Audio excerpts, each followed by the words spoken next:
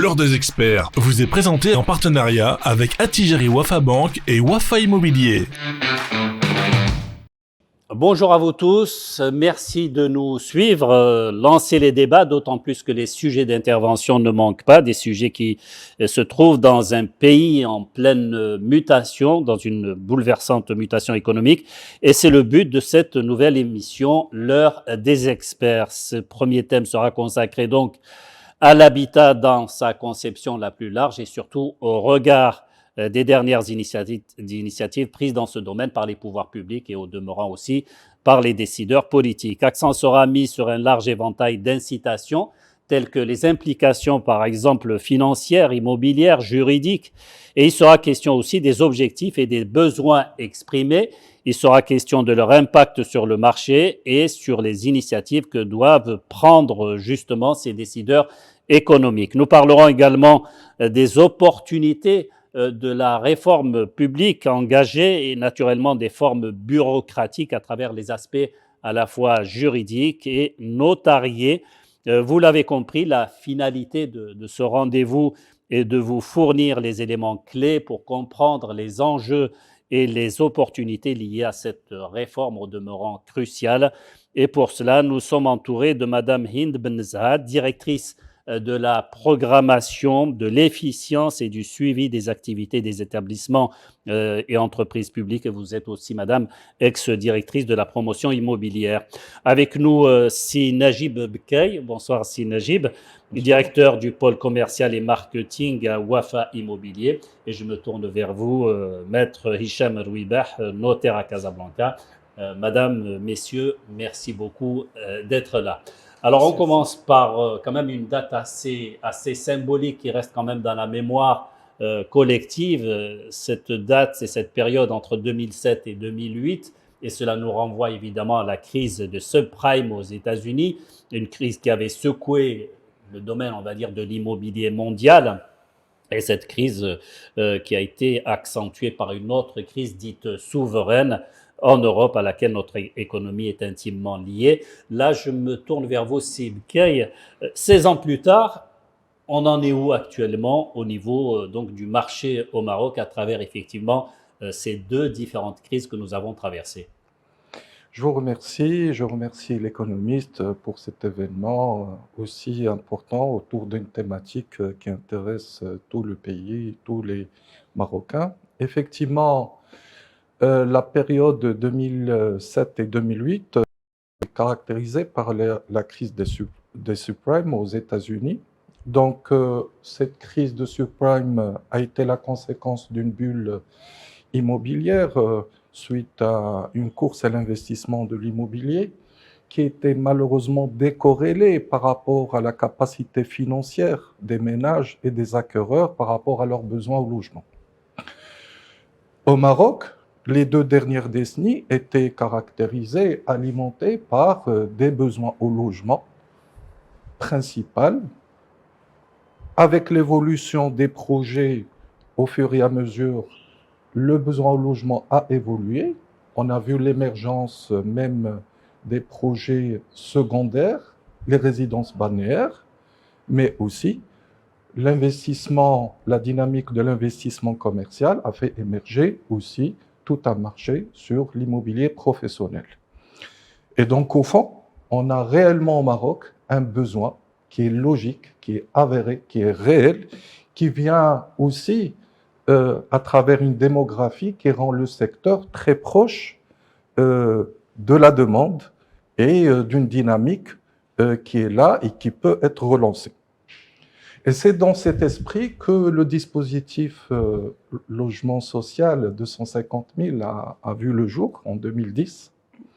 Et donc, ce dispositif avait comme objectif de relancer le secteur et d'apporter une nouvelle dynamique pour favoriser l'accès à une large population marocaine, mais aussi pour intégrer plus de promoteurs dans la dynamique nationale en termes de production, puisqu'il a mis en avant un certain nombre d'assouplissements, d'allègements de critères pour pouvoir intégrer plus d'opérateurs pour justement encourager la relance de la production.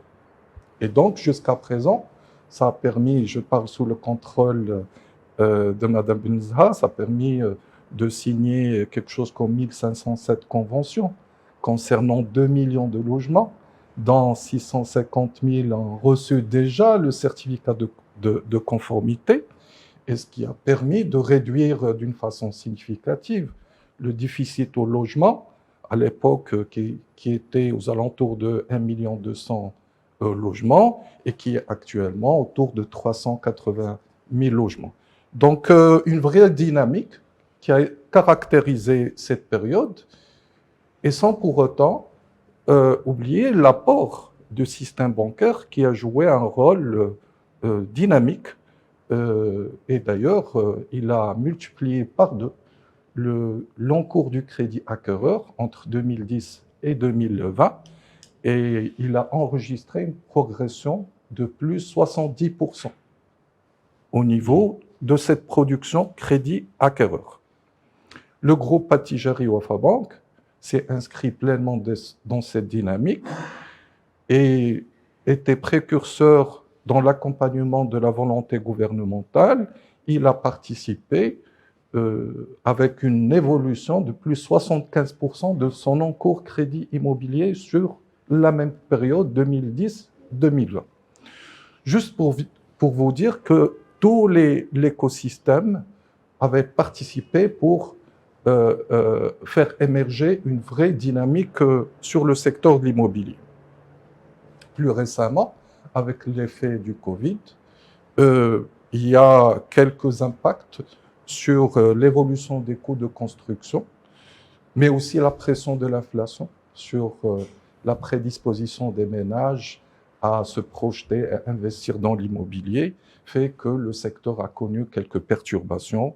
Et donc, il y avait déjà des annonces de nouvelles mesures qui allaient venir, et c'est ce qui a insufflé quelque part un effet d'attentisme depuis 2022, sachant que déjà l'État marocain avait déployé des incitations fiscales, le S2 2020, S1 2021, en termes d'exonération de droits d'enregistrement, qui ont boosté sur une période déterminée, mais juste après, effectivement, il y avait une attente vers une refonte carrément d'un dispositif nouveau qui va apporter un nouveau souffle au secteur. Alors, Madame Nezhab, Hind Benzaha, vous avez été quelque part interpellée. Vous êtes directrice de la programmation de l'efficience et du suivi des activités des établissements et entreprises publiques. Alors, la question qui est posée pratiquement, elle relève des besoins exprimés dans le domaine de l'immobilier. Quels sont les objectifs véritablement prioritaires, en tout cas, de la réforme en termes de logement accessible, abordable, qui a pratiquement été posé par Sibkay? D'abord, je vous remercie pour l'invitation. Je vous remercie pour le sujet de l'habitat. Effectivement, ce qu'a présenté Sibkay, effectivement, j'adhère complètement à l'explication depuis les subprimes aujourd'hui. Ce qu'on doit aussi souligner, c'est que les indicateurs en termes d'immobilier, depuis 2020 à 2022, on va dire, même à 2023, ont connu une régression. Surtout au niveau des mises en chantier, à peu près moins 19%, au niveau de la production aussi, moins 10% entre 2021 et 2022. Et ceci nous a beaucoup interpellés parce que les mises en chantier sont des indicateurs de la dynamique, en fait, de la dynamique de la main-d'œuvre, l'achat des matériaux de construction, de tout l'écosystème. Et donc, il y a eu ce rendez-vous très important qui était le dialogue national de l'habitat et de l'urbanisme, et qui nous a permis un petit peu de faire comme un brainstorming avec tous les acteurs. Et on s'est dit que parmi les grandes orientations, c'est qu'il va falloir qu'on fasse une rupture de la manière d'aider les demandeurs à accéder à un logement. À partir de là, excusez-moi, ce dialogue national, est-ce qu'il aurait été possible sans cette crise? Il aurait été possible, mais les orientations auraient été différentes. Voilà. Parce qu'aujourd'hui, l'orientation principale, c'est de renforcer la capacité d'achat des ménages. Parce qu'après Covid, après l'inflation, effectivement, il y a une difficulté des ménages pour accéder à un logement, et donc une difficulté d'avoir une épargne pour qu'on puisse avancer un certain montant pour qu'on puisse acheter un logement. Et donc cette difficulté-là s'est traduite par l'idée d'aller vers les aides directes de l'État pour les ménages. Et en fait, l'objectif principal, c'est de créer une dynamique d'achat. Quand on crée une dynamique d'achat, on crée une dynamique pour tout le secteur. Donc la dynamique d'achat, dynamique des crédits, dynamique de la transaction. Les chantiers sont... Aujourd'hui, nous avons même des prémices. Comme vous avez posé la question, le démarrage de l'aide directe, il n'y a pas longtemps, il y a 2 mois, nous avons des prémices de croissance qui sont intéressantes, surtout dans ce qui concerne le ciment, les autorisations de construire, donc les ouvertures de chantier. Et donc cette idée d'aider directement le ménage a permis d'avoir en fait et de marquer le secteur par une certaine reprise qui, espérons, qui sera durable, Inch'Allah. Alors, il y a des acteurs quand même qui sont importants. Là, je m'adresse à vous aussi, Louis Hubert, dans le processus de la vente et aussi de l'achat des biens immobiliers. Les notaires, effectivement, qui, quelque part, d'une manière ou d'une autre, ont pâti, ont vraiment subi aussi l'impact de cette crise, de ces différentes crises. Et là, je reviens un peu à la crise aussi sanitaire. Et depuis la reprise des études notariales, qu'est-ce qui a été convenu pour redynamiser effectivement le secteur de l'immobilier? Je rappelle que vous êtes notaire à Casablanca. Est-ce que les paradigmes ont quelque peu changé? Certainement. Je rejoins d'abord ce qui a été dit par M. Kay concernant la crise du subprime aux États-Unis. Même avant, le Maroc, il a déjà pris une décision qui est très importante de faire loger tous les citoyens et citoyennes, d'avoir une propriété digne et décente. C'est pour cela qu'il a pris une décision d'engagement de faire 200 000 logements, même avant la crise des États-Unis. Par la suite, après 2007-2008, après la crise, il a pris une décision qui est très courageuse, celle de construire et de s'engager vers les logements sociaux, d'encourager les gens d'avoir des logements sociaux dignes pour lutter contre les bidonvilles, pour lutter contre les biens insalubres et de créer un climat social de confiance surtout. De confiance. Et c'est parmi les initiatives prises par Sa Majesté le Roi de renforcer le pouvoir d'achat pour les citoyens de la classe à faible revenu et aussi de la classe moyenne qui n'ont pas eu le pouvoir d'accéder à une propriété digne suivant les règles d'urbanisme moderne et qui répondent aux aspirations de la politique économique et sociale du Maroc. Le notaire, il est de l'État, il est au service de l'État. Certainement, il a subi une certaine régression au niveau des opérations des transactions parce qu'il est chargé de sécuriser toutes les transactions immobilières. Pendant cette période-là, de 2007-2008 jusqu'à 2009, il y a eu une chute des transactions immobilières. C'est pour cela que le Maroc a réagi rapidement. Il a créé ce créneau du social. D'ailleurs, tous les parties prenantes et tous les intervenants, ils ont joué un rôle important, surtout aussi bien pour les promoteurs, pour les banques qui ont investi, qui ont octroyé des crédits énormes allant de 10 millions de dirhams à 100 millions de dirhams pour les petits et les moyens promoteurs immobiliers. Pour agir et pour répondre à l'appel de Sa Majesté et aussi de la politique du gouvernement. Le notaire, il est dans ce secteur-là. Il a répondu favorablement à cet appel. Il a fait aussi des gentillesses au niveau de leurs factures, rien que pour encourager cette classe d'avoir une propriété digne et qui répondent à leurs aspirations. Le notaire, il est l'intermédiaire, la phase finale de toute cette politique économique et sociale pour sécuriser l'opération et sur la base de laquelle on fait un bilan général, aussi bien au niveau de l'enregistrement qu'au niveau de la conservation foncière. C'est pour cela que depuis 2014, le Conseil national il a il a réagi rapidement. Le Conseil national. Le Conseil national des notaires, Très bien. l'ordre des notaires. Il a réagi rapidement d'une façon intelligente. Il a créé une plateforme. Un système d'informatisation pour créer une interconnexion aussi bien et actuellement avec Tijari Wafa Bank, c'est très important et j'encourage l'initiative, sauf qu'il y a quelques problèmes à régler au niveau de Tijari, mais on a créé cette interconnexion avec plusieurs administrations. On a commencé par la direction des impôts pour pouvoir enregistrer les actes rapidement et actuellement on est très actif avec l'agence nationale de la conservation foncière. Ce système d'informatisation, on a pu faire une statistique et un bilan général à présenter au ministère de l'Habitat pour leur dire voilà, le notaire est là, il est présent pour accompagner toute politique économique et sociale en répondant à l'initiative de Sa Majesté pour renforcer le pouvoir parce qu'il y a un deadline. D'ici 2028, on doit faire une statistique et un bilan pour dire voilà ce qu'on a fait dans ce secteur immobilier. Madame Mazza, vous souhaitez réagir? Rapidement, j'aimerais attirer l'attention sur un point important. La comparaison entre 2007 et le système financier aujourd'hui.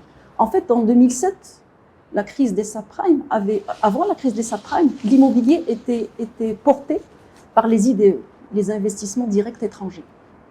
Et donc, c'est pour ça que la vague des subprimes a eu un impact sur l'immobilier en 2008 et 2009. Et donc, en 2008 et 2009, on n'avait eu aucune convention de 200 000 dirhams, aucune convention n'a été déposée. Parce que les investisseurs, et surtout étrangers, qui ont porté l'investissement immobilier au Maroc, avaient été touchés par la crise des subprimes. Par la suite, en mettant en place le dispositif de 250 000 dirhams, le financement ou l'investissement dans l'immobilier a basculé vers un investissement marocain. Et donc, ce sont les promoteurs immobiliers marocains qui ont porté la stratégie ou la politique publique de l'État en matière de logements sociaux. En général, logements sociaux, pourquoi j'en parle? Parce que c'est lui qui était porteur d'économie immobilière, on va dire, volet immobilier. Aujourd'hui, nous souhaitons continuer parce que pour nous, il sera même impossible de travailler avec le secteur public uniquement. Parce que celui qui porte vraiment l'investissement immobilier, c'est le secteur privé. Et le secteur privé marocain. Et c'est ça le plus important. Donc, ce système, l'investissement public, l'investissement privé marocain porte le secteur et en même temps, il va encore basculer un petit peu vers une écoute du citoyen. C'est-à-dire, il ne sera plus exonéré, effectivement, il n'y aura plus d'exonération fiscale, et il sera plus à l'écoute du demandeur. Parce que c'est le demandeur qui est aidé, et c'est le demandeur aujourd'hui qui est solvable et qui est maître de sa décision. Il va pouvoir choisir. Donc ça, en fait, c'est un processus, une logique de mutation, lente, c'est vrai, mais sûre, vers un investissement marocain, disons, en général, 90% de l'investissement est marocain. Aujourd'hui, l'investissement marocain dans l'immobilier va se développer vers un investissement à l'écoute du citoyen. Et c'est ça le plus important. C'est ce qui veut dire que la politique du logement social a quelque peu amorti l'impact des différentes crises. Effectivement. Heureusement. Effectivement. Et le lancement officiel du programme Aide au logement depuis le 2 janvier, sous les hautes orientations de Sa Majesté Mohamed VI, que Dieu l'assiste, a marqué un effet majeur. Voilà. Un effet majeur. Ouais, c'était un effet psychologique surtout. C'est très fort qu'on se retrouve effectivement dans cette offre de grande ampleur. Exactement. Ouais. Et donc, le marché, le secteur était en attente par rapport à une refonte d'un nouveau modèle qui va apporter des mesures de relance et qui va permettre de faciliter davantage l'accès à la propriété par rapport à une nouvelle clientèle caractérisée par une jeunesse qui est là et qui constitue un vrai potentiel, mais qui reflète en même temps l'engagement de notre pays à garantir le droit au logement. Le secteur bancaire en particulier, Tijari Wafa Bank se mobilise avec sa filiale spécialisée Wafa Immobilier pour accompagner cette nouvelle dynamique et continuer à ouvrir pour apporter justement ce soutien, cette proximité, mais aussi servir une classe moyenne qui était en attente par rapport à une offre adaptée, mais surtout continuer à assister les ménages à faible revenu pour leur permettre justement de s'inscrire dans l'accès à la propriété dans les meilleures conditions. Donc, dans ce contexte, il y a deux défis à notre sens. Le premier défi, c'est un défi, un enjeu de vulgarisation du dispositif, puisqu'il y avait une attente. Maintenant, la plateforme étant lancée depuis le 2 janvier, on a connu un engouement au niveau des inscrits. Je pense qu'on a dépassé le cap des 50 000 inscrits. Et déjà en février, à travers justement notre étroite collaboration avec les notaires, on nous a remonté l'information comme quoi il y a déjà des concrétisations, déjà en février, ce qui prouve que la mécanique a déjà pris. Donc ça, c'est le premier défi, c'est de vulgariser. Je pense que ça a été réussi suite à l'effort déployé par les pouvoirs publics, mais aussi même par l'écosystème de l'immobilier. On a vu pas mal de volontaires qui souhaitaient vulgariser le dispositif. Maintenant, le deuxième défi aussi, et je pense qu'on en a déjà discuté, c'est comment mettre en avant une offre qui répond aux critères de ce dispositif. Mais est-ce que ces critères déjà avaient été définis dans un premier temps? Effectivement, avec le ministère de l'Habitat, des critères précis. Et la nouveauté, c'est que ce dispositif, il est orienté directement à l'acquéreur. Ce qu'a expliqué Madame Nza tout à l'heure, on était sur un modèle qui passait à travers les investissements. Maintenant, pour une fois, on s'adresse et on donne l'aide au logement directement à l'acquéreur. C'est-à-dire que l'avantage un peu de tout ce programme, en fait, c'est de vous réunir tous les trois. Oui. C'est ça le plus important, alors qu'il fut un temps où chacun travaillait chacun de son côté et voilà, le projet n'avançait pas. Je pourrais ajouter une petite Allez-y, allez-y. Je me sens toujours interpellée par ce programme. Faites comme chez vous. En fait, c'est un programme vraiment qui a effectivement rassemblé tout l'écosystème. Nous avons, au-delà des signatures de conventions, etc., nous avons une convention donc signée par tous les partenaires. Je remercie vraiment les notaires qui nous ont accompagnés tout au long du processus. Ils sont aujourd'hui un acteur principal. Sans eux, le processus ne peut pas continuer.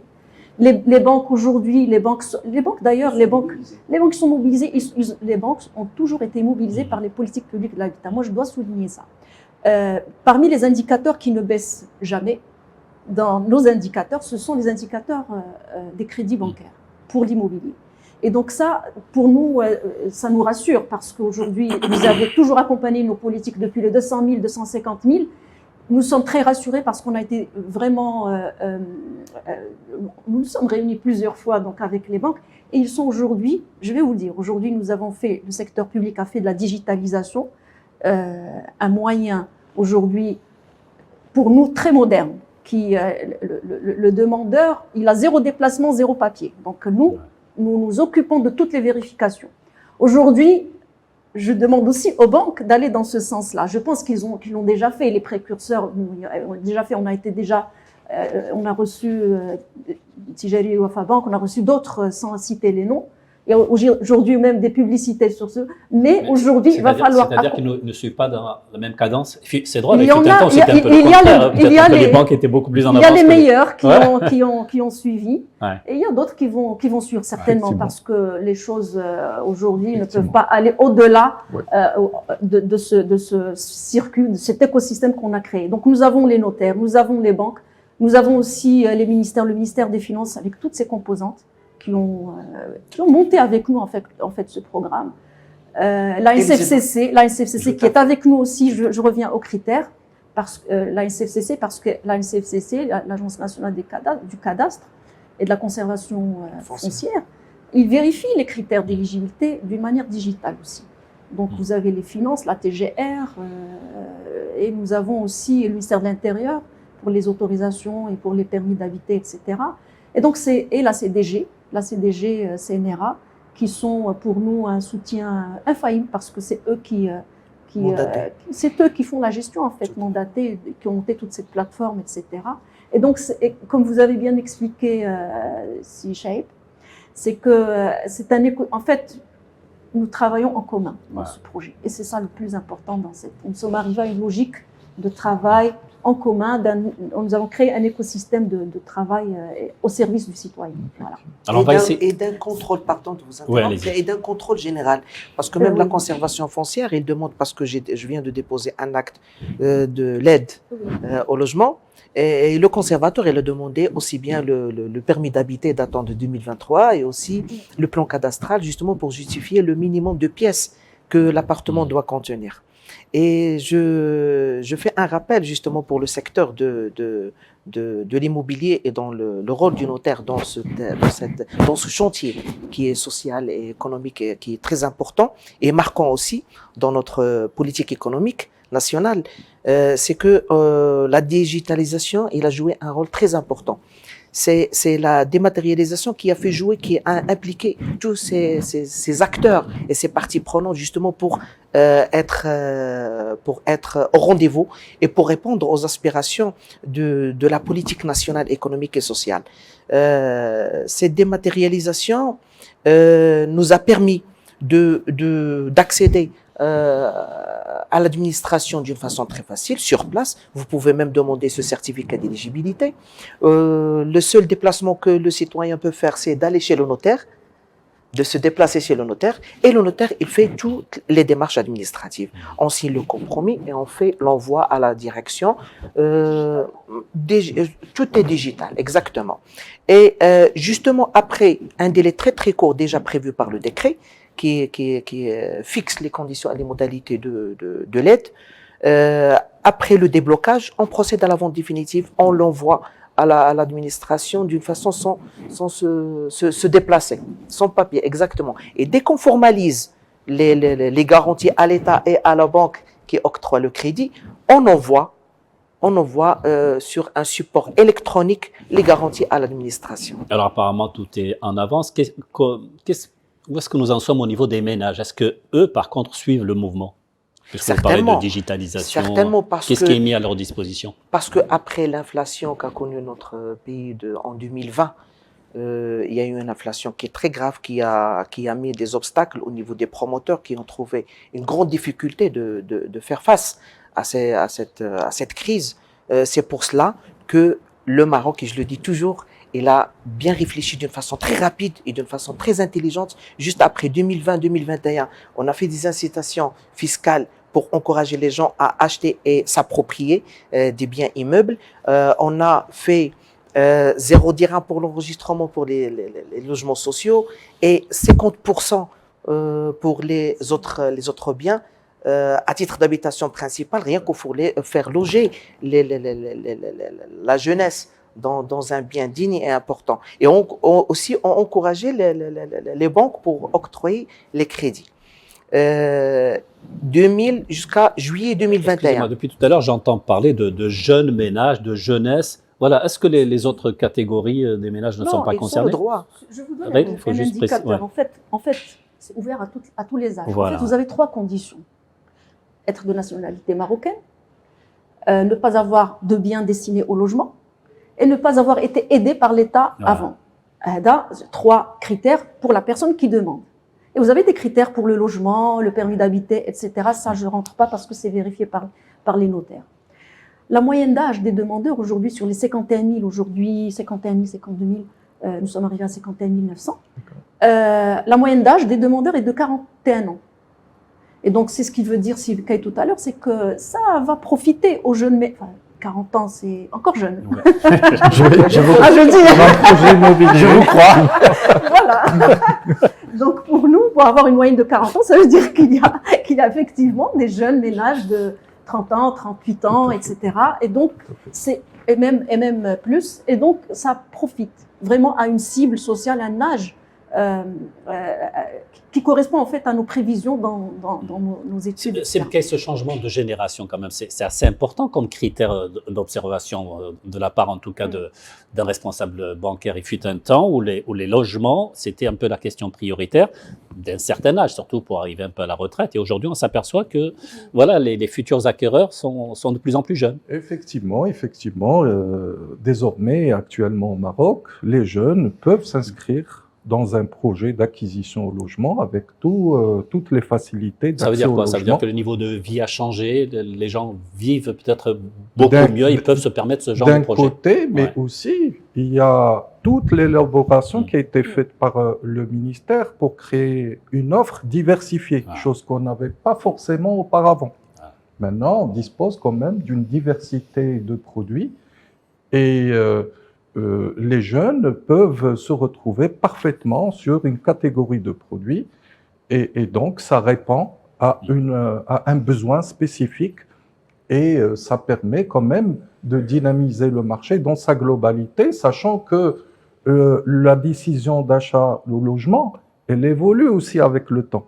On est jeune, mais juste après, il y a un besoin qui évolue, on a besoin plus de chambres, plus de surface.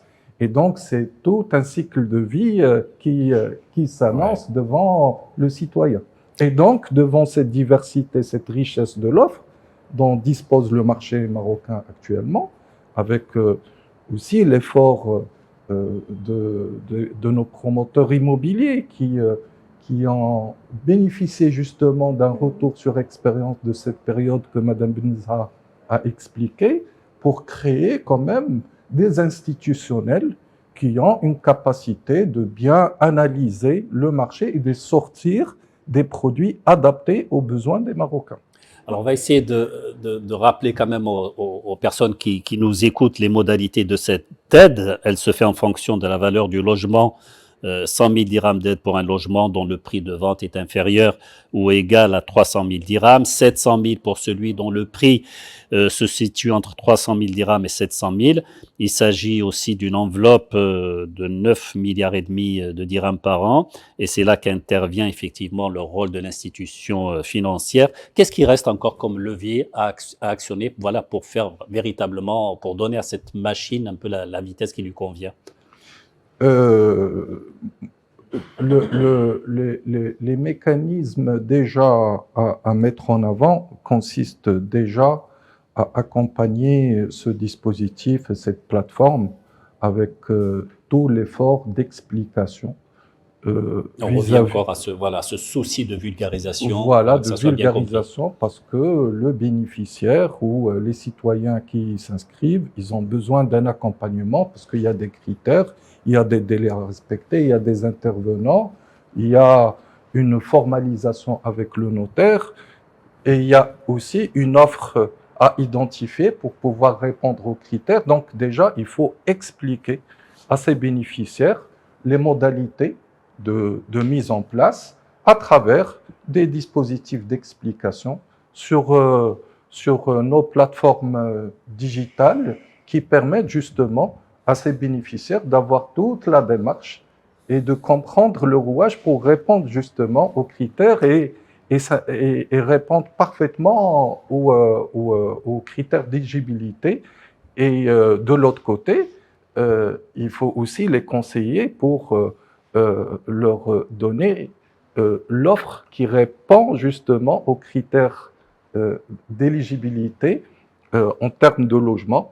Parce qu'il faut quand même qu'on trouve une offre dont le permis d'habiter à partir de janvier 2023, minimum de chambres, je parle sous le contrôle de Madame Benza. Donc, un certain nombre de critères qu'il va falloir trouver dans une offre qui maintenant est en plein chantier, plein lancement, et on essaie de rapprocher justement ce bénéficiaire par rapport à cette offre, en attendant que les promoteurs sortent les projets qui répondent justement à ce dispositif. Si Kay parle sous votre contrôle. Oui. Voilà, vas-y. Je voulais revenir à la question sur les jeunes ménages qui achètent un logement. En fait, les jeunes voulaient toujours acheter un logement, mais ils étaient bloqués par le montant de l'avance. Aujourd'hui, le montant de l'avance est donné par l'État. Et donc, aujourd'hui, les jeunes qui étaient bloqués avant d'avoir cette logique d'aide directe, qui est en fait une logique qui s'adapte complètement au contexte marocain. Donc aujourd'hui, le demandeur apprécie l'aide, l'effort de l'État. Il apprécie concrètement. Il se sera accompagné. Exactement. Voilà. Après, sur la question des banques, en fait, les banques doivent être capables de subvenir aux besoins de ce flux qui vient aujourd'hui. Nous sommes à 51 000, c'est en 2 mois. Donc, il va falloir aujourd'hui être capable de canaliser tout ce flux-là de demandeurs. Et comme j'ai expliqué tout à l'heure, en fait, les banques devraient s'adapter aux délais. C'est le plus important. Donc, la concurrence est dans les délais, dans l'information, effectivement, l'accompagnement, mais aussi dans les délais. Et donc, ils sont appelés à digitaliser encore plus le système. Le secteur public a dévancé le secteur privé, on le voit. C'est tant mieux. Mais en fait, les banques étaient au début réticents. Aujourd'hui, ils s'adaptent facilement, exactement, ils s'adaptent facilement et rapidement. Je pense que même l'accord préalable, parce qu'il y a un accord préalable de l'État, a aussi donné une certaine garantie aux banques qui commencent aujourd'hui à débloquer plus facilement les crédits. Et donc, le système, en fait, il commence à prendre d'une manière naturelle. Et je pense qu'on aura eu de beaux jours devant nous. Et ce qui est particulier dans ce chantier, d'après 20 ans d'expérience dans le domaine, et cette série d'initiatives royales, rien que pour renforcer le pouvoir d'achat des acquéreurs, d'avoir des biens en leur nom, c'est que l'aide au logement n'est pas assortie d'intérêts et de majoration en cas de non-respect de l'engagement d'habitation. C'est très important. C'est purement social par rapport aux logements sociaux. Logements sociaux, c'est l'administration fiscale qui octroie la subvention allant jusqu'à 50 000 dirhams aux bénéficiaires. En cas de non-respect de son engagement, là, il doit reverser la TVA plus les majorations et pénalités depuis l'acte d'achat. Avec bien sûr l'administration fiscale, il fait un effort rien que pour réduire le montant des majorations et pénalités. Par contre, cette aide sociale, c'est une aide qui est très importante. En cas de non-respect de l'engagement d'affecter le bien à usage d'habitation principal au nom de l'acheteur, on restitue juste la somme versée. J'ai une dernière question à propos de la plateforme numérique. Dame, où est-ce que nous en sommes aujourd'hui? Est-ce que tous les Marocains, effectivement, maîtrisent cet outil? Parce que tout passe par cet outil informatique. Vous avez posé la question tout à l'heure, effectivement, on n'a pas répondu. En fait, nous avons essayé de brasser large. Nous avons mis en place des applications mobiles. Nous avons aussi des spots publicitaires, des spots d'explication pédagogique qui sont sur notre site et qui sont aujourd'hui sur Instagram, et qui font beaucoup de vues d'ailleurs sur Instagram et tout ça. Et donc nous avons touché les réseaux sociaux, nous avons touché très très large. Aujourd'hui, si nous avons 50 000 demandeurs, ça veut dire qu'il y a 50 000 personnes qui savent comment aujourd'hui demander l'aide directe. L'aide directe aujourd'hui digitalement, elle est très facile. Il suffit de scanner la CIN. Et par la suite, c'est des formulaires, des questions. Vous avez un formulaire à remplir, par la suite, tout est fait digitalement et c'est nous, l'État, qui s'occupe à vérifier tous les critères avec les notaires pour les délais et les dépôts de pièces. Il me semble qu'il y a un accompagnement aussi par les banques, qui est fait par les banques. Et donc, je pense que, comme a dit mon collègue, c'est Eroui Beh, après 2020, il n'y a plus de secret pour le Marocain sur le digital. Les formations ont été faites sur le digital, et tout est fait numériquement. Aujourd'hui, je pense que le Marocain, il est très très rodé dans cet outil-là. Et justement, dans quel domaine, qu'est-ce qui pourrait aujourd'hui faire que le secteur de l'immobilier puisse véritablement profiter de cette politique de l'habitat? On a cité tout à l'heure le secteur du ciment, effectivement. Quels sont les autres secteurs d'activité qui pourraient profiter de cette demande-là? La demande, elle est forte. La demande, elle est forte. Il faut suivre. Je pense que ce chantier social et économique est le fruit d'un grand débat, de grandes négociations, ce qui a mené presque 2 ans ou 3 ans, juste après la crise de 2020. Suite à l'inflation qu'a connue le secteur immobilier. Et ces négociations, ce débat, ont pris l'élaboration de l'article 8 de la loi de finances 2023 exactement. Et après des débats avec la Fédération nationale des promoteurs immobiliers, ils ont apporté quelques modifications rien que pour encourager les promoteurs, les petits et moyens promoteurs de s'immiscer dans l'affaire et de mettre leurs mains dans le secteur rien que pour les encourager et avoir un produit important et digne. Il y avait des négociations, vous étiez arrivé à 40 000 dirhams de subventions de l'État et maintenant on est arrivé à 70 000 dirhams. C'est vrai, c'était un effort qui a été fait par, je parle sur le nom de l'État, qui a fait un effort Sur le contrôle toujours. toujours sous le contrôle de Madame Za. Et là, ils ont additionné une somme importante. C'est vrai, c'est un fardeau pour la trésorerie de l'État, mais bon, c'est un encouragement qui a été fait toujours sous l'initiative parce que de Sa Majesté le Roi, rien que pour encourager et pour faire un effort. C'est tout un système écosystème qui est impliqué dans ce secteur. Voilà, je crois que nous arrivons au terme de cet entretien. Vous voyez, ça va quand même assez vite. L'heure des experts, effectivement, qui prend fin. C'était, il faut reconnaître, quand même une agréable discussion. Merci beaucoup d'y avoir pris part. Madame Hind Benzaa, directrice de la programmation de l'efficience et du suivi des établissements, des activités des établissements et entreprises publiques. Merci beaucoup, Sinajib Bekay, directeur du pôle commercial et marketing au sein de Wafa Immobilier. Et je vous remercie également énormément, c'est Hichem Rouibeh, notaire à Casablanca. Merci encore une fois d'avoir répondu à nos questions et bonne journée à vous tous. L'heure des experts vous a été présentée en partenariat avec Attijari Wafa Bank et Wafa Immobilier.